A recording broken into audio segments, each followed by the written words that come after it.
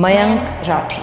मयंक एक जेरेंटोफाइल है, accused of rape of a 40 years old lady. Beena Mayank से उसके बचपन के बारे में पूछती है, उसके फ्रेंड सर्कल और कुछ ऐसे सवाल जो उसकी ईगो को हर्ट कर देते हैं। उसे आउटडोर सेशंस में ज़्यादा मज़ा आता था। मयंक बहुत खुश होता है कि पहली बारी वो बीना को ऑफिशियली नहीं बल्कि एक नॉर्मल तरीके से कैजुअली मिलेगा। लेकिन यहाँ से शुरू होती हैं असली वाली दिक्कतें।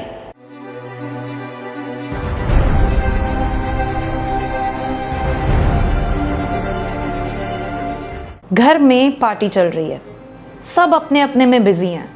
मयंक रेडी हो रहा होता है, उसका इंटरेस्ट नहीं होता है पार्टी में, बट बीना भी आएगी ये सोच सोच के खुद को बहुत अच्छे से तैयार करता है। फॉल करने लगा था क्या, या सिर्फ रिस्पेक्ट थी?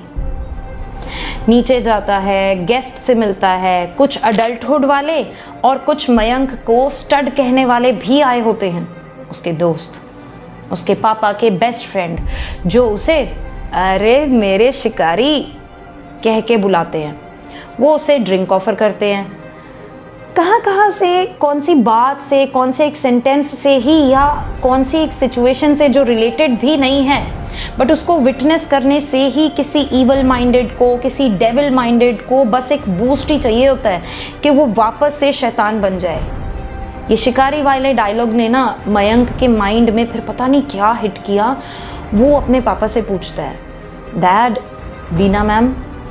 उसके डैड इतने मसरूफ़ होते हैं कि ध्यान ही नहीं देते उसकी बात का और बताना भी भूल जाते हैं कि वो तो आएगी ही नहीं। वो फ़ोन करता है, फ़ोन बंद।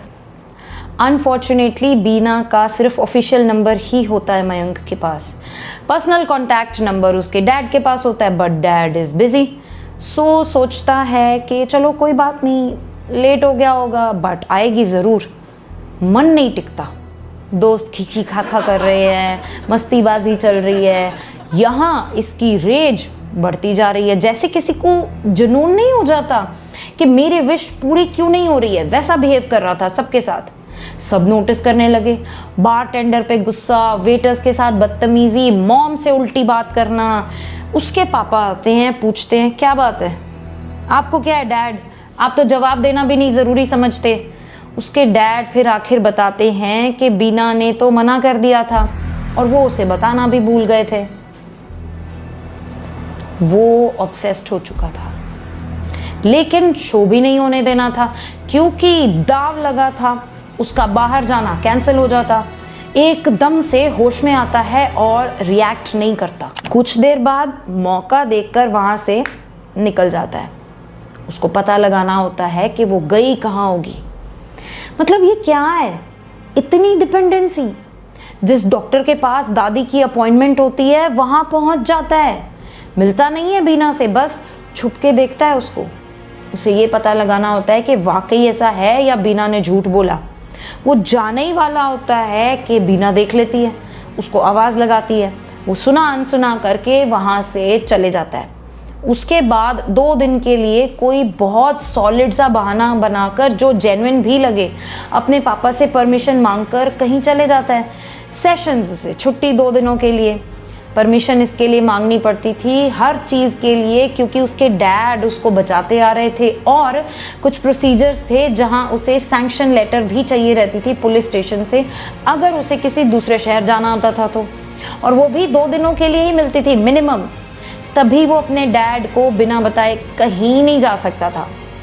2 दिन बीना फ्री होती है तो दूसरे केसेस पर ध्यान देती है।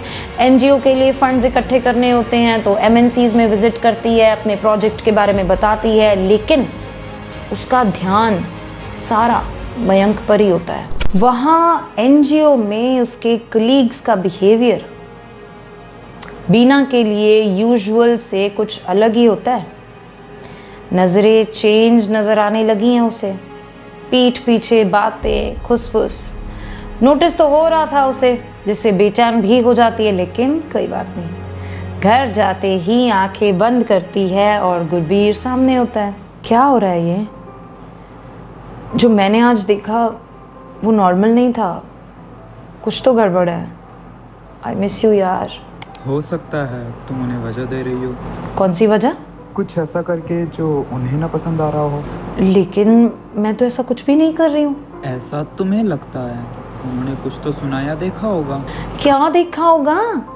कुछ भी तो नहीं है, कुछ खास नहीं है, सब कुछ रेगुलर ही है। तुम ऐसे कैसे कह सकती हो? क्योंकि मेरी लाइफ है यार, मैं क्या करती हूँ, क्यों करती हूँ, वो मेरी मर्जी है। गुरबीर, तुम्हें आज हो क्या गया है? ओ, समझ गई, समझ गई। तुम ना बस जाओ, अभी मुझे सोना है। 2 दिन के बाद मयंक वापस आया और रेगुलरली सेशंस अटेंड करने लगा। बीना को उसमें एक चेंज सा नजर आया। उसने हार के पूछ ही लिया, समथिंग्स चेंज्ड। क्या बात है?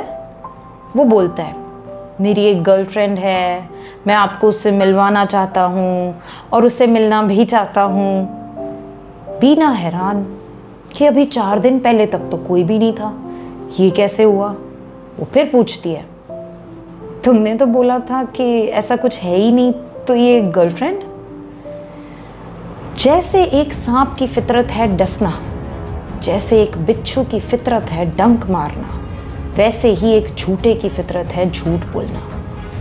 मयंक ने उसे झूठ बोला कि पहले से ही थी, बताना ज़रूरी नहीं समझा, लेकिन अब उसे बीना की हेल्प की ज़रूरत है। अपनी गर्लफ्रेंड से मिलने जाना है और बीना से भी उसको मिलवाना है। जब जब भी बीना ने किसी बात के लिए मना किया, तब तब ही मयंक के अंदर का एक जो घमंडी गुस्सा जैसे वेट करता था कि सही मौके पे ही अटैक करूंगा, लेकिन वो शो नहीं होने देता था। उसके माइंड में एक बहुत ही खतरनाक बट विद केयरफुल स्टेप्स एक प्लान चल रहा था। अब वो एक स्प्लिट पर्सनैलिटी बन चुका है। सामने देखो तो बिल्कुल ही नॉर्मल, जब अकेला होता था तो उतना ही मिस्चीवियस। पर इस सिचुएशन में बीना का मना करना उसके लिए ऑप्शन ही नहीं था। उसने कैसे भी करके अपना प्लान सक्सेसफुल करने के लिए बीना को मनाया। रीज़न ये दिया कि 1 हफ्ते में ही 2 बारी एक शहर से दूसरे शहर जाने की उसको परमिशन मिलेगी नहीं, और बीना अगर काउंसलिंग का बहाना बनाकर खुद टिकट्स बुक करवाए और शो करे पुलिस स्टेशन, तब ग्रांट मिल जाएगी। She is in a dilemma right now, talking to herself. शायद इससे मयंक की और ज़्यादा इम्प्रूवमेंट हो जाए। उसकी गर्लफ्रेंड को मैं कुछ ऐसी टिप्स दे सकती हूँ जो उसको फ्यूचर में काम आएंगी। हाँ, शायद चले जाना चाहिए। बीना को ज़रा भी आइडिया नहीं था कि वो खुद अपने पैर पर ही कुल्हाड़ी मार रही है।